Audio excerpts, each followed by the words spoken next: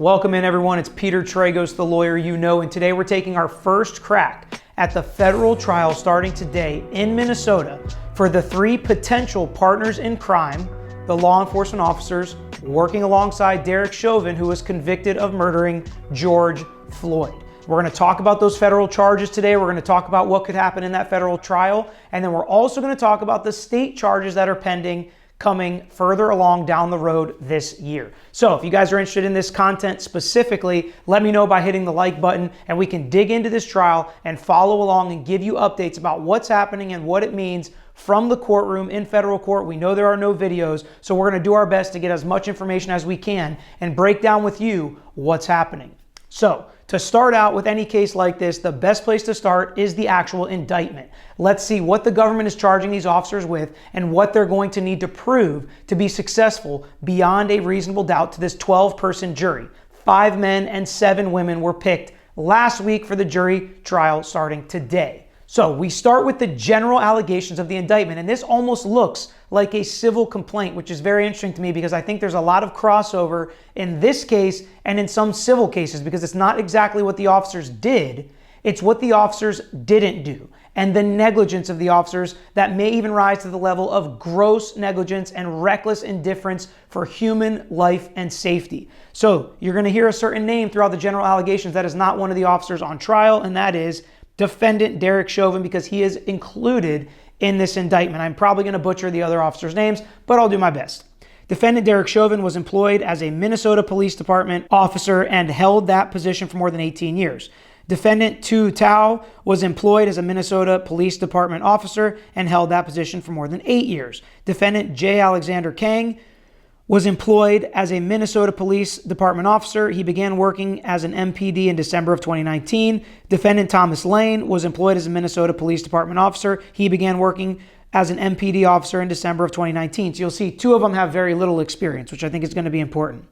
George Floyd was a 46-year-old resident of St. Louis Park, Minnesota. Paragraphs 1 through 5 in this indictment are realleged and incorporated into each count as though fully set forth therein. They put that in indictments or complaints so they don't have to restate those general allegations each time, but now we know who the parties are. We know who George Floyd is, and we know who these 4, but now 3 officers are. One of them very experienced, 8+ years. The other 2, not very experienced.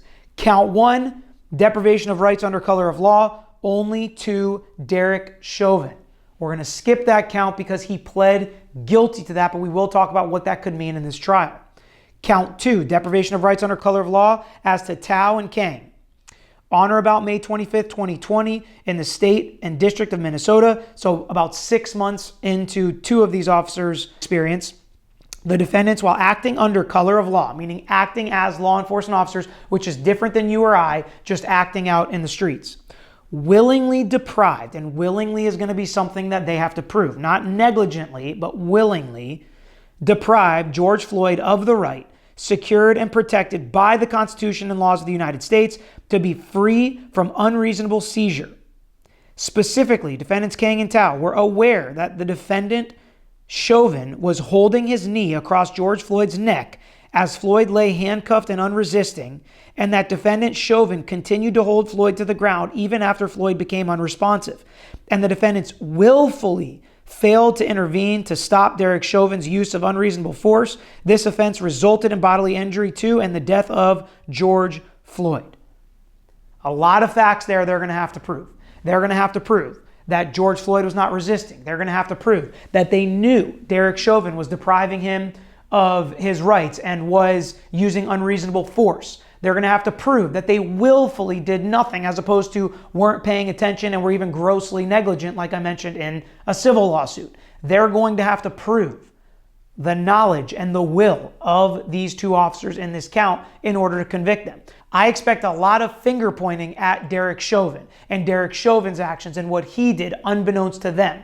I even expect some finger pointing to George Floyd, although not as much maybe as the Derek Chauvin trial because that's been tried and was unsuccessful. So maybe they won't take that same angle, but maybe they will. I expect to see a lot of similar evidence that we saw in the Derek Chauvin trial. Those videos we're going to watch again, the 911 calls, the witness statements. But now, instead of focusing on what Derek Chauvin did and what he should have known or should have done, they're going to look at these other officers. and what they should have done based on what they saw, because even lay people watching this knew that what was happening was wrong.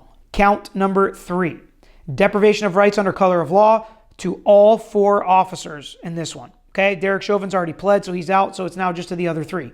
On or about May 25th, 2020, in the state and District of Minnesota, the defendants, while acting under color of law, willfully deprived George Floyd of the right secured and protected by the Constitution and laws of the United States not to be deprived of liberty without due process of law, meaning give this man his day in court. Do not kill him in the streets, even if he committed a crime. That is not how we work in this country. We do not kill alleged criminals. We give them due process of law, which includes an arrestee's right to be free from a police officer's deliberate indifference to his serious medical needs. Specifically, the defendant saw George Floyd lying on the ground in clear need of medical care and willfully failed to aid George Floyd, thereby acting with deliberate indifference to a substantial risk of harm to Floyd. This offense resulted in bodily injury to and the death of George Floyd. So this one, they're saying this deliberate indifference rises to the level of willful. Okay? You saw it. You had to know, yet you chose to do nothing. Right? Doing nothing is not just an inaction, and hopefully you can track with me here. Doing nothing is not an inaction. Doing nothing sometimes is absolutely an action you decide to do. And that's what the government has to prove in this case, that these 3 officers made the decision willfully. Nobody forced them to. They willfully made the decision to do nothing. Now, I expect that their inexperience is going to come into play. Maybe some of them will say they were scared of Derek Chauvin. He was very intimidating. He was their superior, so they had to listen to what he said to do. They didn't want to get in a fight with him in the middle of the street. I think that's something we're going to hear about. But I think something that's going to be really important that comes from this case is law enforcement officers are supposed to protect and serve. And we know they're supposed to protect us from the bad guys. But are they also supposed to protect us from each other? Are they also supposed to protect us from unreasonable search and seizure, from unreasonable deprivation of rights from an officer using unreasonable force? And if they are supposed to help us with that and protect us from that, what does that look like? What does police procedure say about stepping in if you see an officer doing something wrong? Should they pull their gun? Should they tase the officer like they may do just a lay person that's holding someone else on the ground? They would tase them. They may draw their weapon to protect them if deadly force is needed. Should they use that on another officer? What does that training and procedure look like? And is that training and procedure in place? Because if it's not, I think it's hard to convict these guys. But if it is, and they didn't do any of it, then I think they're going to get convicted. And I think the evidence that comes out in this trial is going to be really important as far as laying the groundwork for what it could look like in the future. Because I don't think we want officers squaring up or squatting up, as has been said in the Edgecombe case, or pulling their guns or tasers on each other in the middle of an arrest. I think that could be dangerous for everybody involved.